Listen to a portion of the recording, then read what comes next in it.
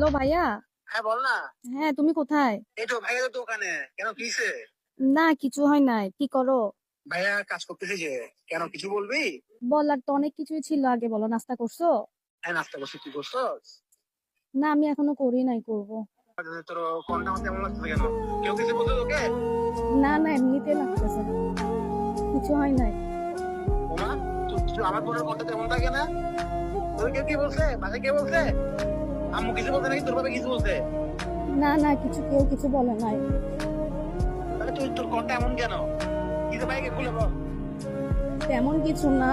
আসলে তোমাকে তো আমি অনেক কষ্ট দিছি, বা অনেক ঝগড়া করছি, রাগ করে কথা বলি নাই তোমার সাথে। তো তুই এই কষ্ট না দিলে, তুই রাগ করে না করলে কে করবে? আমাকে 100টা বোন, তুই হচ্ছে আমার একমাত্র কলেজের টুকরার বোন, তুই না করলে কে করবে? তোর জন্য হাজার বোন মা अपने भैया से कहना ना कभी। কখনো তো বলা হয় নাই, যতই কিছু করি না কেন কখনো তো তোমার থেকে মাফও চাই নাই, সরিও বলি নাই। তোরা যাই কর না কেন, তুই থাকবি আমার হৃদয়ের মাঝে। তুই আজকে এমন হয়ে গেছিস কেন আমি বুঝলাম না। তোর কেউ কিছু বলছে? ভাইয়ার কিন্তু খারাপ লাগছে? তুই না জানো না, তোর কেউ চোখের বাড়ি কিছু বলে ভাই বলে তোর না। অনেক খারাপ লাগে। কেউ কিছু বলে না, আসলে আমার তোমার জন্য অনেক বেশি পেট করতেছে, তাই আজকে মানে কল দিয়ে বলার কি এসব, যে আসলে আমাকে মাফ করে দিও। অনেক ঝগড়া করছি, অনেক রাগ দেখাইছি তোমার উপর, যে আমাকে মাফ করে দিও।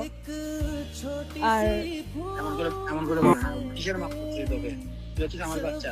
আর শুন, তোর আমি একটা কথা বলি, তুই হবে দিয়ে দিয়ে যাওয়ার পরে আমার লাগে আমার বাসা ফাঁকা হয়ে গেছে। आज भी कोई चोट लगेगा। দোকান থেকে আসতে না বাসা রাখতে হয়, বাসা আসতে লাগতো একটা অন্যরকম একটা শান্তি কাজ করতে। এখন তুই না থাকে পুরো বাসাটা হাহাকার করে। মানে আমি কি নাই আমার মধ্যে সবসময় এটা, মানে আমি বিচলিত থাকি কি রে, আমার বোন কই, আমার বোন কই, মানে কষ্ট লাগে মাঝে মাঝে। তো বলতে পারি না, কারণ তুই ছোট মানুষ, তাই তোকে কখনো বলা হয় না। ভাইয়াও তোকে না অনেক বেশি ভালোবাসি, অনেক অনেক অনেক।